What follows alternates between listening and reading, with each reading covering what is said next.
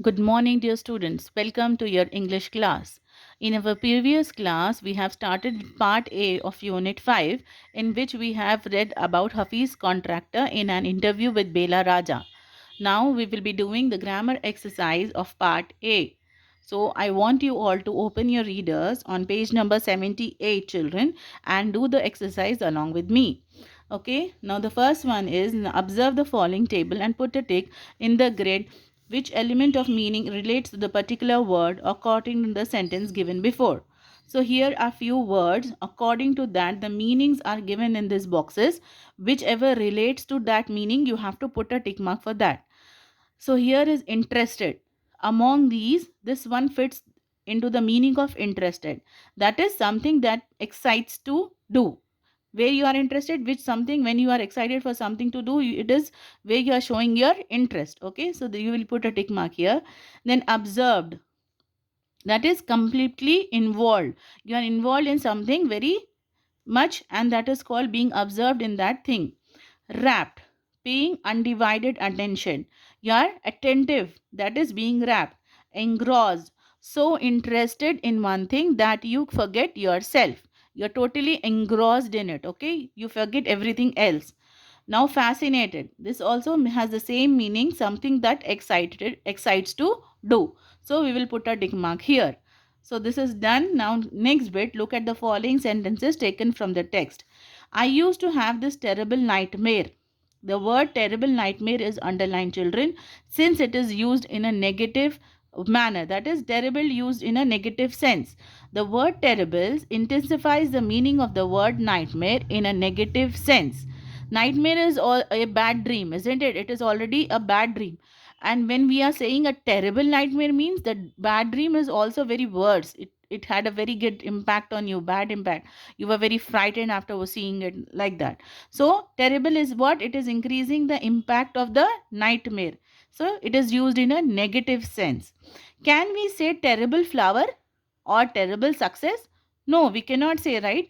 We had a terrible success in the match. No, we had an outstanding success in the match, you can say. So terrible is basically used in a negative sense. We cannot use it with the positive words. We cannot, because flowers and success are pleasant things. So terrible cannot be used with pleasant things, but with the words that have a negative impact. Write a few words that go with the word terrible and use them in your own sentences. One is done for you. So the first one is done for you. Terrible experience. We had a terrible experience when we met with an accident. So here the experience which had taken place was a terrible one is expressed by this sentence. It was about an accident. So it is in a negative sense, in a bad sense only. Now next one is terrible disease. She suffered from a terrible disease like cancer or something like that. Terrible weapon. Atom bomb is a terrible weapon to kill others. So here the weapon which is used is giving a negative impact by the word terrible. Terrible cyclone. A terrible cyclone happened last year. So this is also a complete sentence. Terrible injuries. He had suffered terrible injuries in the accident. So these are the sentences that you have formed using the word terrible in a negative sense. You have framed your own sentences. You can copy this down same in your reader. Look at the following words and write the possible word combination. So how we use terrible disease, terrible weapon. Similarly, we have a few word combination that will go with these words. Okay, few words are given here. What are the possible combinations that you can make with that word? You have to do this in this bit. So first one is ugly. What all you can make? Ugly face, ugly dress, ugly scene. Sweet, sweet song, sweet milk, sweet perfume. Difficult, difficult task, difficult problem, difficult situation. Funny, funny thing, funny fellow, funny situation. Horrible, horrible noise, horrible crime, horrible weather. Ordinary, ordinary life, ordinary man, or ordinary grade. Okay, children. So these are the words that I have formed. If you are getting any other combinations also, you can write in your reader. Okay. Now coming to the next page. Now, next bit, children, look at the following word taken from the text. Board. The word is board. Does the word board have only one meaning or more than one meaning? Let us now understand the word meanings of board, different meanings of board. What are the different meanings of board? We will see. BOARD as a noun can be. If it is used in a noun form, it can be a piece of wood, a group of decision making people in an organization, the stage in a theater, meals provided during the stay in a hotel.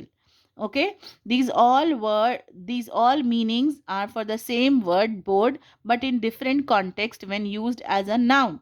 But if this same word board is used as a verb, the meanings will be different. Spelling will be same, pronunciation will be same, but when it is used in a form of a verb, the meanings will change, children.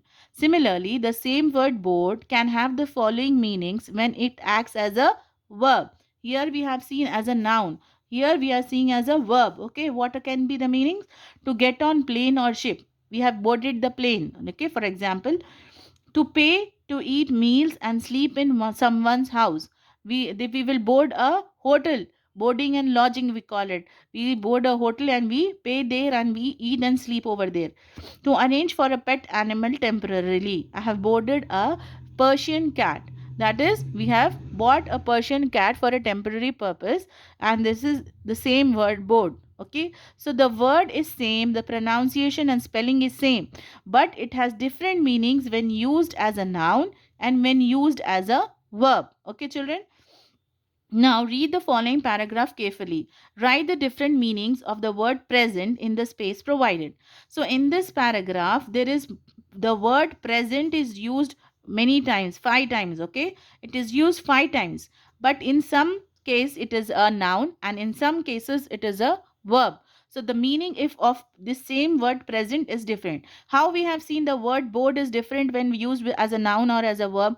The word and spelling is same, but it is having different meanings. Similarly, in this paragraph, present will be the same spelling and same pronunciation, but its meaning will change according to the way it is used. Like if it is used as a noun, the meaning will change. If it is used as a verb, the meanings will change. Now let us see how it is. Last Sunday, I attended Lahari's birthday party. All her family members and friends were present there. So this present is that they are being attending that party. So it is to be at a place. The first one is to be at a place. In the beginning of the party, Lehri's father presented Mrs. Murunalini Gupta, the world number one Kathak artist at. In the beginning of the party, Lehri's father presented. This presented was given, give away. Okay. Second one is give away. This presented means give away. Miss Mrulinalini Gupta, the world number one Kathak artist. And present, number three, a present. This is not a at a present. A present is what? A gift. Third one is what? A gift. Okay. Then Miss Gupta did present a scintillating show. What is this present is? Performing. To perform or to exhibit or offer. This is in a verb form. Okay. The fourth one is in a verb form. Okay. This then I enjoyed the party a lot. At the end, I gave Lahari a marvelous present. This present again means a gift, children. So this is a noun. This is a noun. This is verb. This is again to be at a place is a verb. So this is the way the meaning changes when the same word is used as a verb or as a noun, children. Okay. So here in the next one, pick out similar words from the text or elsewhere that can be used as both a noun and a verb. Look them up in a dictionary and write their different meanings. The first one I am showing you, children, they are remaining on the next page, that is page number 80. You have to do it as your homework. The first one is stop. It is as a noun, a place where a bus or train stops regularly for passengers.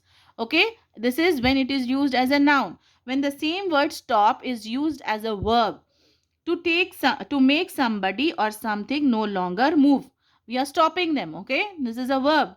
So this way on the next page also there are few words which you have to use as a noun and a verb. Okay, children, that is your homework. So you do that homework and submit on my personal number, children. That's all for today. Thank you very much.